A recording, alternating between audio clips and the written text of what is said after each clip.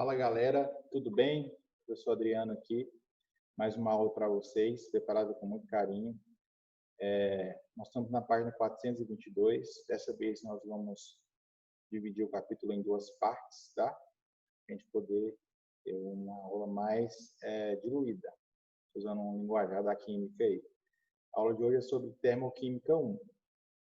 No entanto, antes vamos corrigir aquelas questões que ficaram para trás da aula passada. Eletrólise, foi o tema da aula passada, praticando, página 418. Então, primeira questão, o copo. O estudante resolveu folhear uma chave com prata, utilizando a seguinte montagem. Então, eu tenho aqui uma solução de prata, certo? 2 eletrodos. Um eletrodozinho qualquer e aqui a chave, que é o outro eletrodo. Ele quer banhar essa chave com prata, ou seja, ele quer depositar prata metálica sobre a chave. A reação envolvida, pessoal, é a reação de redução da prata, onde essa prata Ag+, o íon prata, ele vai aderir-se à superfície da chave com prata metálica, certo? Pessoal, então, qual o fenômeno que está acontecendo? Está acontecendo a redução, ok? Redução acontece onde? A redução acontece no cátodo, beleza? E o cátodo para a eletrólise, ele é negativo, beleza? Então, pessoal, vamos lá. Nessa célula, a chave corresponde ao cátodo, como a gente já discutiu, que é o polo negativo, beleza? Pessoal, questão 2 a gente já resolveu. Questão 3 também. Questão 4.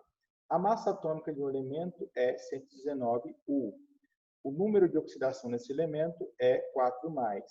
Qual é a massa depositada nesse elemento quando se fornece na eletrólise 9.650 coulombs? Então, vamos organizar os dados. O número de elétrons é 4, para acabar com essas quatro cargas positivas. Vamos fazer a reação. X, um elemento desconhecido, com carga 4+. Para virar X 0, tem que adicionar 4 cargas negativas para anular essas 4 cargas positivas, correto? Aí eu voltei o X0. Então, 4 elétrons. Massa atômica. Então, a massa atômica é 119U, beleza? Constante de Faraday, ele me passou aqui, é igual a 96.500. E a carga que eu tenho no sistema, a carga aplicada, foi 9.650 coulombs. Anotei isso aqui. A primeira forma, a forma mais fácil de fazer isso, é utilizando a fórmula. A fórmula, tem duas fórmulas disponíveis. São muito parecidas, só varia aqui essa parte aqui da carga. Uma das fórmulas está I vezes T, ou você coloca Q aqui. Você vai observar isso no livro. Se tem dúvida, volta no livro lá e observa. Por quê? Como a gente viu nos exercícios, carga é igual a corrente I vezes o tempo, certo? Neste caso aqui, eu tenho aqui o Q. Então, essa é a fórmula que eu optei usar, porque ela é que mais se encaixa aqui nos dados. Então, a massa depositada é igual a carga vezes a massa molar, vezes N vezes F.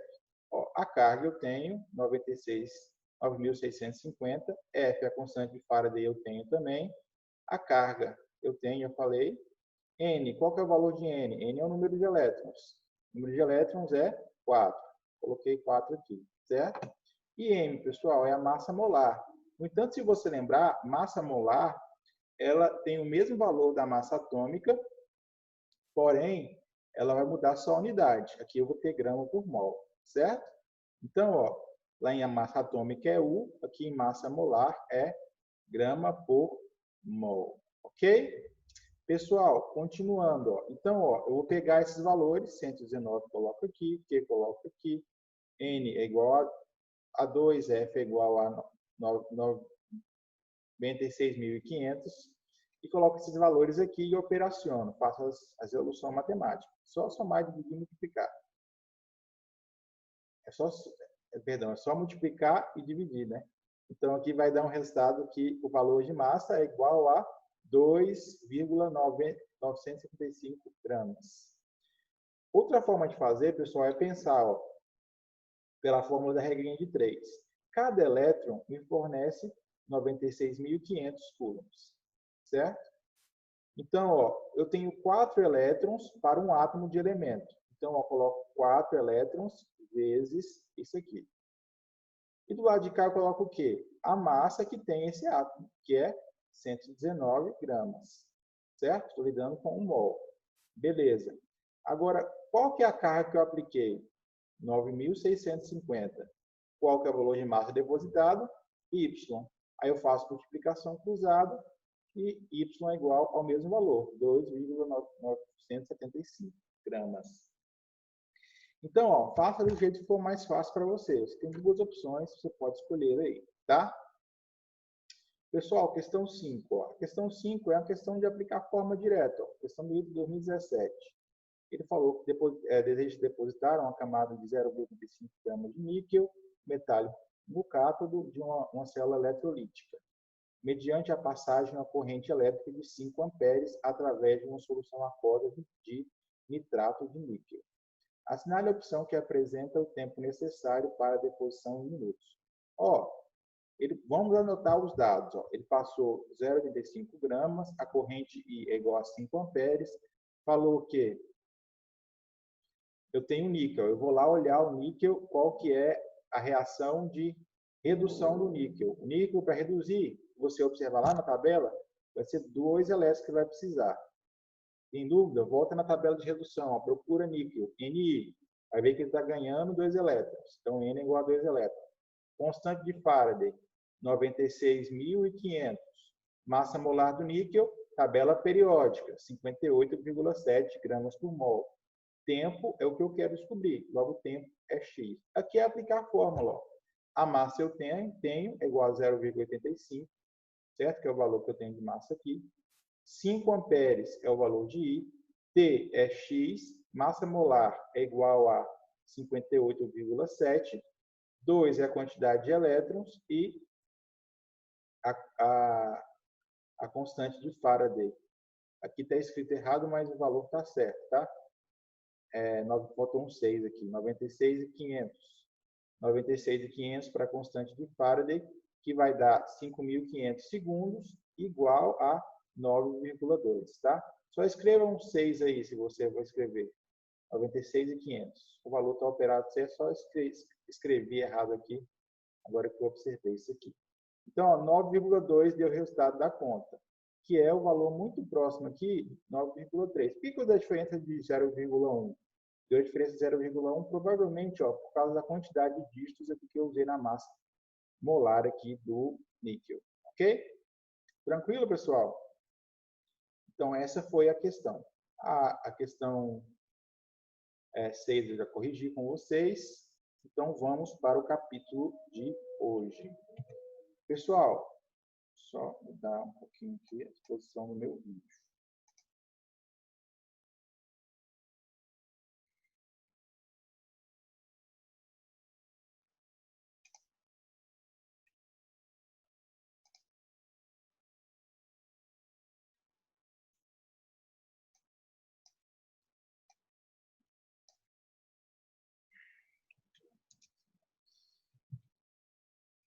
Então, vamos lá. O capítulo de hoje, galera, é termoquímica.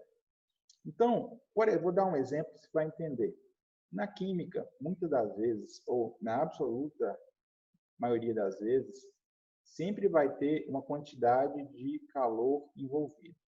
Vou dar um exemplo e você vai entender. Olha só, quando você queima o pavio de uma vela, ali está acontecendo um fenômeno químico, certo? Uma reação química, uma reação de combustão. Lá na queima daquela vela, galera, está sendo liberada uma certa quantidade de calor. Como você percebe isso? Ó, se você aproxima a sua mão da vela, você vai sentir a sua mão recebendo o calor daquela reação química de combustão, ok? Então, a parte da química que se preocupa em estudar o calor é a termoquímica. Beleza? No entanto, a termoquímica ela também é útil para a nutrição. Você sabia disso? Quando, por exemplo, você come um açaí bem pesadão, cheio aí de leite condensado e outras coisas mais. Você vai na academia para queimar calorias. Então, ó, o que você está fazendo na realidade é o quê? Você está consumindo uma quantidade energética aí. Então, caloria é uma unidade que a gente vai entender nessa aula de hoje, tá? Pessoal, então vamos lá. Começando o capítulo aqui, ó. Introdução à termoquímica. Como eu falei a você, a termoquímica é o estudo do calor nas reações químicas, ok? Pessoal, mas antes de falar sobre isso, tem que falar sobre temperatura.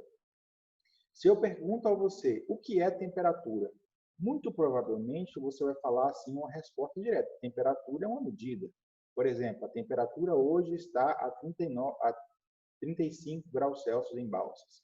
A temperatura em Blumenau está a 17 graus Celsius. É uma medida, certo? No entanto, a temperatura, ela também tem um outro indicativo. Como assim, professor? A temperatura é um indicativo microscópico da agitação das partículas. Como assim? Ó? Olha para a minha mão. Imagine que eu tenho duas partículas de um corpo qualquer. Aí, ó, se a temperatura está baixa, as partículas estão vibrando com uma certa intensidade.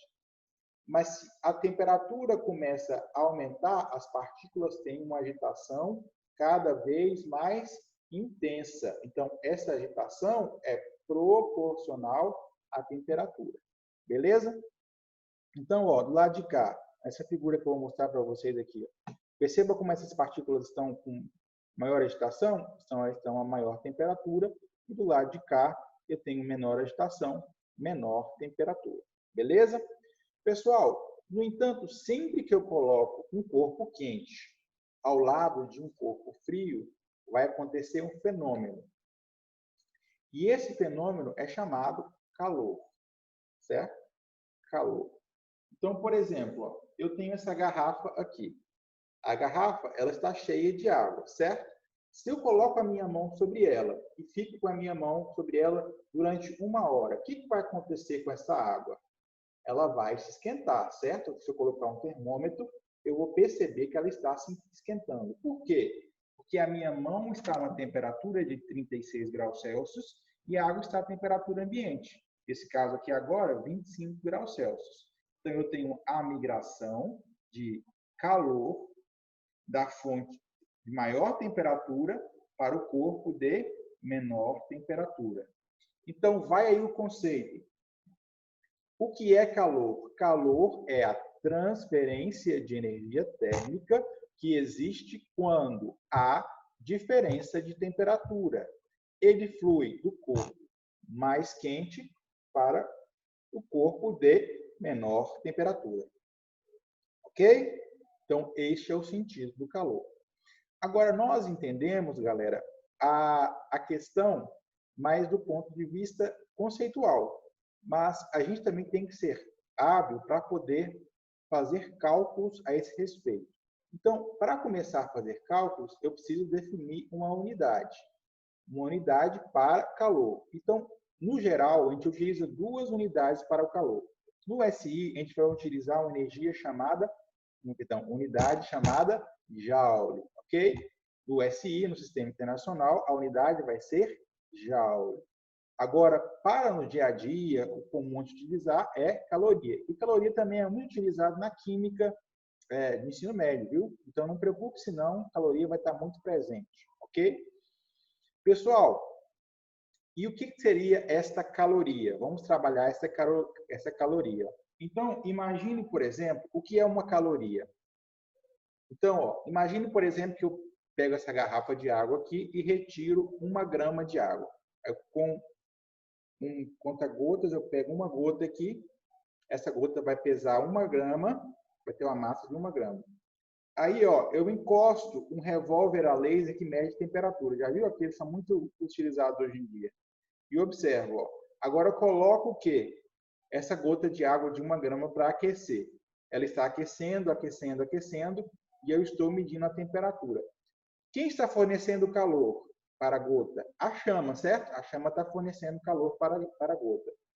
Só que, pessoal, quando eu observo que aumentou 1 grau Celsius aqui, ó, em 1 grama de água, aí eu anoto a quantidade de energia que eu tenho.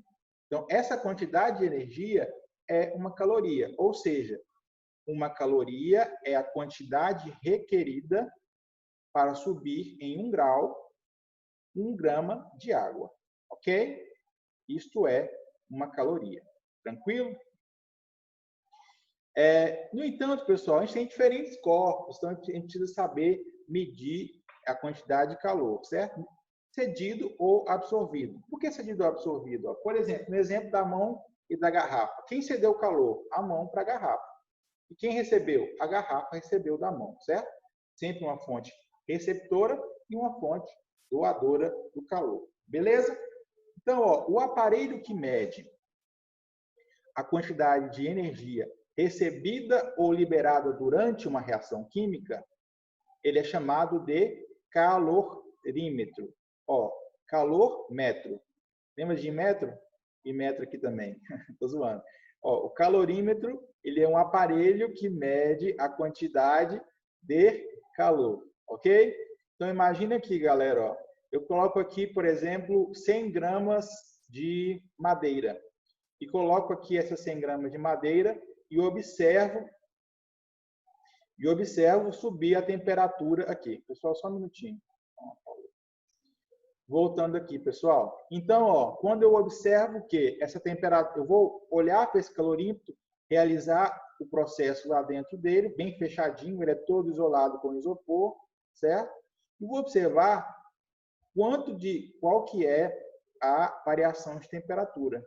E com essa variação de temperatura, eu vou entender assim, se a temperatura era 25, ela subiu para 80.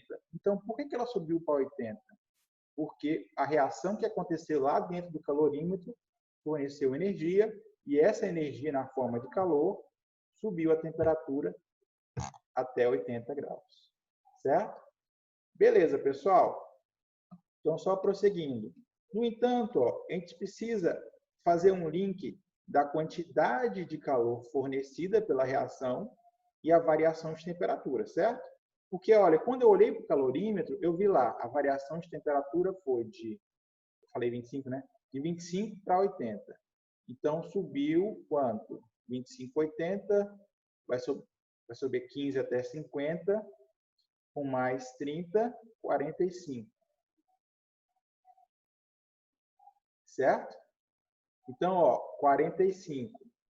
Então, 45 é uma variação, ok? Variação. Mais uma vez, só um minutinho aqui, pessoal. Então, esses 55 graus de variação, se eu falei 45 aí, é 55, tá? Esses 55 graus de variação, ele é referente ao quê? Ao que eu observei aqui no termômetro. 55 graus de variação. Beleza? Então, esses 55 graus de variação aqui é o que eu consigo observar. No entanto, eu preciso de uma forma para calcular o calor absorvido ou liberado, certo? Esse caso foi liberado, porque a temperatura aumentou. Então, o que eu faço? Eu pego a variação, nesse caso 55, pego uma constante específica do material que está sofrendo aquele processo e tenho aqui, a massa do material, certo? Vamos lá. Então, digamos, por exemplo, que eu tenho aqui essa garrafa de água novamente, certo?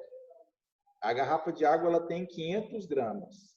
Aí, essa garrafa de água, ela subiu de 25 para 30 graus Celsius, certo? Aí, eu vou pegar o quê? Vou utilizar o whiteboard aqui.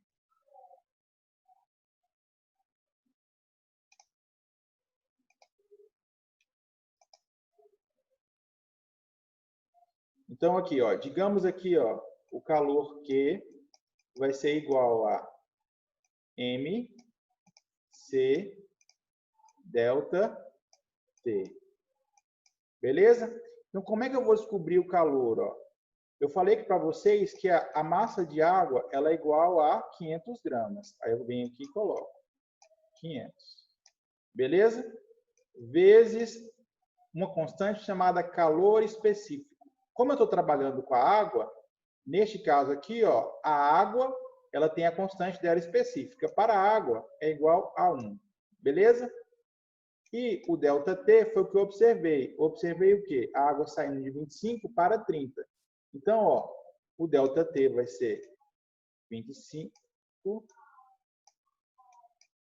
menos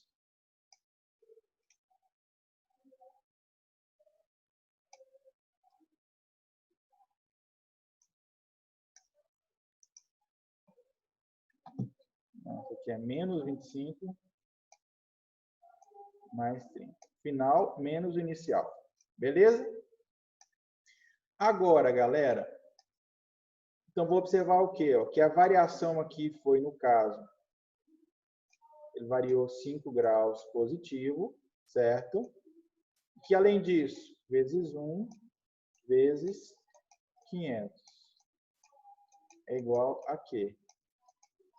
Que vai ser igual a 5, 25, 0, 0 calorias, certo? Positiva. Pessoal, ó, então eu forneci 2.500 calorias para subir a temperatura desse corpo preenchido com água em 5 graus Celsius, certo? Então vamos voltar lá para o slide de novo. Olha só, pessoal. Então, ó, caloria, o Q vai estar em caloria, o M vai ser a massa em gramas, o C, o calor específico em calorias por gramas por grau Celsius, e o ΔT vai ser graus Celsius, ok? A variação em graus Celsius. Como eu falei para vocês, cada material tem o seu próprio, ó. A água é 1, como eu falei, o álcool é 0,6, o alumínio é 0,22, o ar é 0,24, o carbono é 0,12, o chumbo é 0,031, o cobre é 0,093, o ferro é igual a 0,11, o gelo é 0,5, beleza? Então, galera, percebam que cada material tem sua própria. Ó. E o mesmo material, ó, o gelo é água sólida e a água aqui nós estamos falando de água líquida. Olha a diferença aqui, ó. Então vai depender do estado físico também, o calor específico. Então, recapitulando, o que o calor específico mede? Ele mede a quantidade de calor necessário para subir uma certa quantidade de graus a temperatura do corpo, ok? Então, eu vou utilizar esta formulazinha aqui para fazer esse cálculo. Beleza, galera? Beleza, galera. Então, prosseguindo, ó. Então, ó, só preocupando aqui, ó, quanto ao sinal. Perceba o seguinte, ó, quando o corpo está mais quente antes e mais frio depois, o que aconteceu? Ele liberou o calor para o meio, certo? Então, se a água estava a 10 graus Celsius, bem geladinha, acabei de tirar da geladeira, e depois coloquei essa água lá de fora e ela esquentou, o que aconteceu? Ela recebeu o calor ou ela doou o calor? Vamos pensar comigo, ó. Ela recebeu o calor do lado de fora, certo? Ó. Então, perceba, ó, ela tinha um estado inicial, recebeu um pouquinho de calor e chegou a um estado final mais energético. Agora, um processo diferente. Ó. Imagine que eu tenho a garrafa que estava com água fervida. A água estava a 40 graus. Aí, ó, eu deixei isso aqui do lado de fora, lá de fora, lá da casa, pegando vento e tal, esfriando. Aí eu percebi que agora, em vez de 40, ela chegou à temperatura de 30. Ela perdeu 10 graus. Então, perceba o seguinte, ó, o conteúdo inicial de calor, de energia, ele era maior do que um conteúdo final. Beleza? Então, ó, ela teve que doar essa quantidade que tinha aqui. Então, ela doou quantidade. Quando se doa calor, eu tenho um processo exotérmico. Quando o calor é recebido pelo corpo, Ou seja, quando o estado final tem mais calor que o estado inicial, eu tenho um processo endotérmico. Então, mais uma vez, ó, exotérmico, cedo calor. Endotérmico, recebo calor. Beleza? Tranquilo? Prosseguindo. Ó. Agora, ó, nós falamos muito sobre a variação de temperatura em um corpo, certo? No entanto, a gente precisa estudar também a liberação de energia das reações químicas, certo? No exemplo inicial do capítulo, eu falei para vocês, a vela é um exemplo de reação que libera calor, certo? Mas quanto calor é liberado? E como é que eu utilizo, como é que eu calculo isso, certo? Então, a partir de agora, nós vamos estudar uma coisa chamada calor de reação, beleza? Então, o que seria o calor de reação? Calor de reação é a quantidade de energia térmica liberada ou absorvida durante um fenômeno químico. Então, ó, durante a reação, eu liberei ou eu absorvi calor. Liberei ou eu absorvi calor. Beleza? Isso é calor de reação. Ok? Uma reação pode ser endotérmica, quando ela absorve, ou exotérmica, quando ela libera. No caso da vela, ela libera, certo? Na combustão. A combustão é uma reação exotérmica. Beleza? Ok, galera. No entanto, ó, eu preciso de uma quantidade, uma medida para saber a respeito desse calor, certo? E a ciência desenvolveu essa quantidade e a chamou de entalpia. Entalpia é a medida do conteúdo de calor de um corpo, ok? Entalpia é a medida do conteúdo de calor de um corpo, certo? Imagina que eu tenho aqui, ó,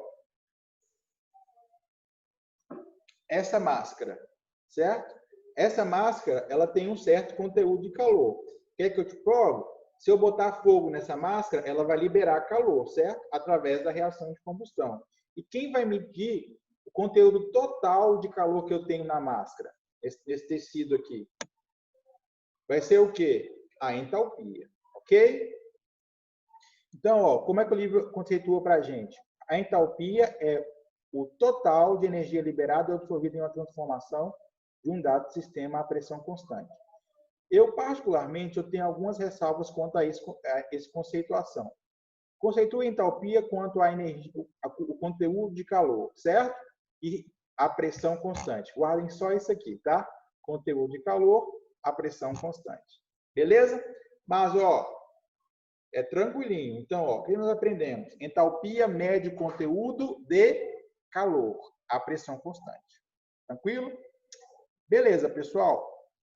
No entanto, em uma reação, eu tenho o antes e o depois. Como assim, professor? Ó, olhe, por exemplo, aqui para essa madeira. Essa madeira, antes dela queimar, ela era só madeira. Então, ela tinha um certo conteúdo de calor. Certo? E depois? Depois ela pegou fogo e virou carvão ou cinza. Aí esse conteúdo de calor abaixou, certo? Diminuiu. E o que vai ser a entalpia? Eu tenho entalpia antes e entalpia depois. E tenho também, pessoal, uma diferença de entalpia, ó, que vai ser o final menos o inicial. Essa variação, essa diferença é o que eu chamo, e o que mais me interessa, ela é chamada de variação de entalpia, ok? A variação de entalpia para uma reação, nesse caso aqui foi a reação de combustão, ela é essa continha que eu faço, ó, é a entalpia final menos a entalpia inicial. Beleza?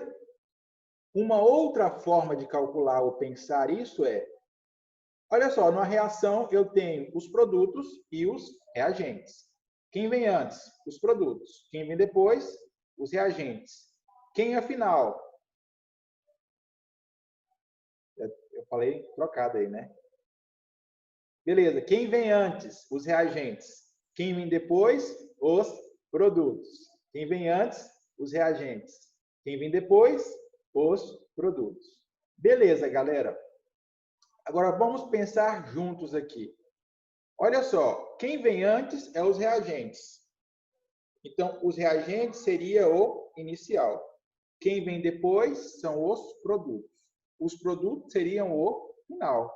Então, eu posso fazer também, ó, ΔH, ou variação de entalpia da reação, é igual a entalpia dos produtos menos a entalpia dos reagentes.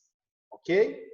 Só falando um pouquinho sobre unidade. Ó. Entalpia, no geral, ela é calculada em joule, tá? Em joule. Algumas vezes pode vir caloria, mas o mais comum é joule. Beleza? Beleza, galera. No entanto, pessoal, até hoje a gente estudou as reações químicas através de uma equação química. Por exemplo, ó, eu tenho duas moléculas de hidrogênio, deixa eu dar uma ampliada aqui para ficar mais fácil vocês enxergarem.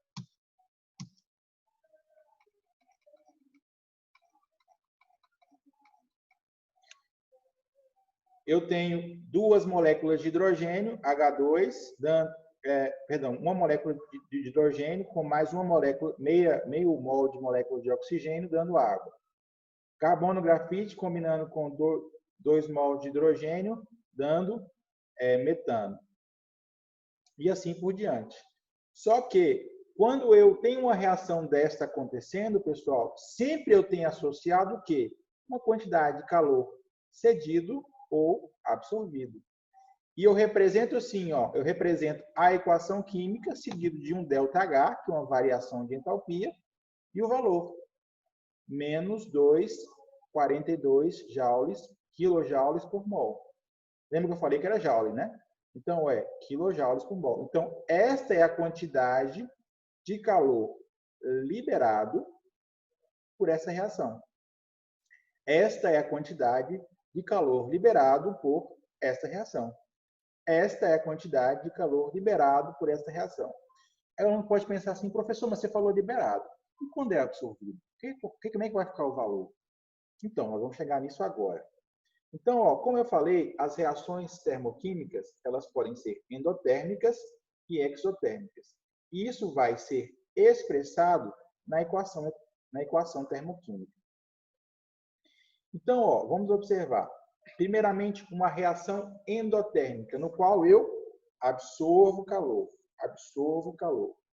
Vamos observar, ó, se você vê bem, o calor é absorvido, então ele tem que ser recebido para a reação acontecer, certo? Ó, então, eu tenho aqui os reagentes, um reagente está aqui, e eu tenho que vir e doar calor para acontecer. Então, eu posso considerar, inclusive, o calor, teoricamente, assim, entre aspas, como um reagente, certo? Ó, então, o calor é um reagente, beleza?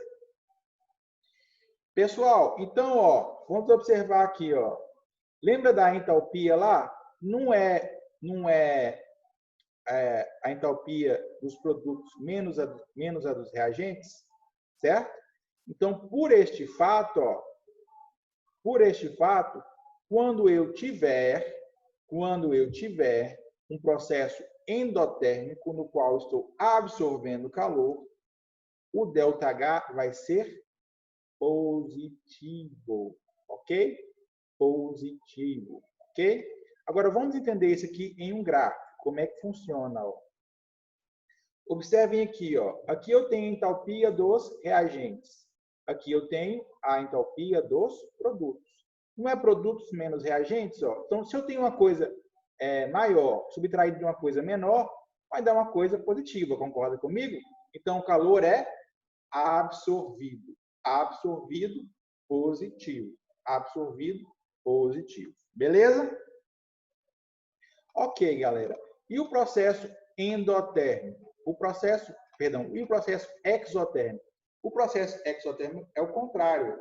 Eu vou ter o quê? Calor participando do lado dos produtos, certo? Então, o calor é um produto. Então, como o calor é um produto, ó, neste caso aqui, galera, o resultado vai dar no quê? Um ΔH negativo. O ΔH vai ser negativo. Beleza? Agora, vamos olhar, então, no gráfico, como é que funciona. Ó. No gráfico, ó, leitura da equação. Ó. Então, como você observa aqui, ó, a quantidade de energia que eu tinha antes é é maior do que eu tenho depois. Então, como eu faço depois menos o antes, vai dar uma coisa negativa, certo? Então, por isso, processos exotérmicos é um processo negativo, de entalpia ΔH negativo. Beleza? Pessoal, então a aula de hoje, como eu falei para vocês, vai ser dividida. A aula que vem eu falo sobre o resto do capítulo, tá? E depois a gente faz questões a esse respeito. Forte abraço, fiquem com Deus.